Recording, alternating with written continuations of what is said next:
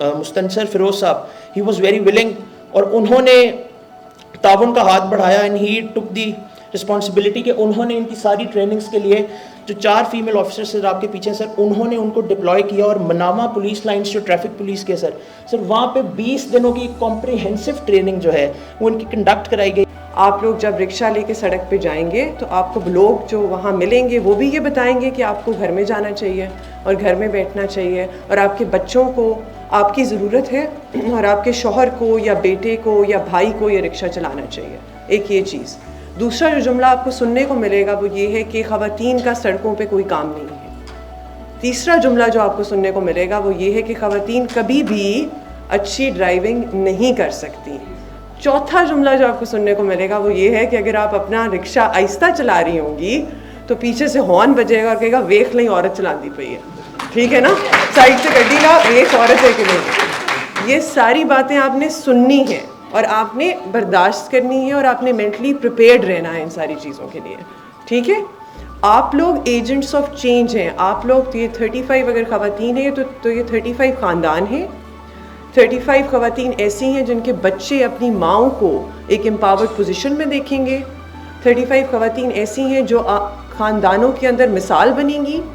35 خواتین ایسی ہیں جن کو دیکھ کے شاید اگلی 35 بچیاں اور مائیں لائسنس لینے آئیں ہمارے پاس. اسی طرح ایک اور سیریمنی ہو اور ادھر بھی ہم رکشاز ڈسٹریبیوٹ کریں. جیسے شیخ بانو نے فرمایا کہ you will have to listen to a lot, آپ کو بڑے صبر سے کام لینا پڑے گا, لیکن جس طرح سے آپ نے ہمت کی ہے اینڈ یہاں تک پہنچے اور ڈرائیونگ سیکھی ہے اور اب آپ نے فیصلہ کر لیا ہے, تو اصل چیز یہ ہمت ہی ہے اینڈ فیصلہ ہے. ونس ایک بندہ ہمت کر لے, فیصلہ کر لے, تو پھر there is nothing that stops you. And I hope کہ اس سے جو ہے آپ کو بھی, آپ کے خاندان والوں کو, آپ کے گھر والوں کو, بچوں کو جو ہے اس سے فائدہ ہو, اینڈ یہ ایک ذریعہ بنے for empowerment to make your own decisions. And I hope this is really going to be a change moment for all of us. ایک بڑا مقصد جو تھا اس پروجیکٹ کا وہ یہ تھا کہ ہم خواتین کے لیے ایک سیف ٹرانسپورٹیشن دیں, اور ایک اور بڑا مقصد یہ تھا کہ جو خواتین ہیں ان کے لیے اکنامک اپرچونیٹیز دی جائیں تاکہ وہ انکم ارن کر سکیں اور اپنے گھر کو سپورٹ کر سکیں. کیونکہ ہمارے معاشرے میں جس طرح کے اکنامک حالات ہیں, شاید ایک شخص جو گھر پہ کماتا ہے اس کی انکم کافی نہیں ہے, تو اب ایسا ہوگا کہ شاید 2 لوگوں کو گھر پہ کمانا پڑے گا اپنے اخراجات کو پورا کرنے کے لیے.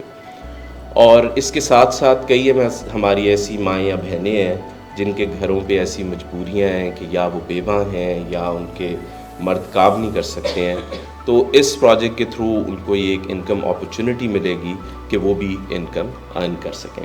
میں آپ سب سے ریکویسٹ کروں گی کہ ہم لوگوں نے اپنی سوسائٹی کی چینج کرنا ہے امیج کو. ہماری سیلف رسپیکٹ ہے تو سب کچھ ہے, اگر وہ نہیں ہے تو کچھ بھی نہیں ہے. تو اور آپ نے سیلف رسپیکٹ کے پیچھے آپ کی فیملی ہے.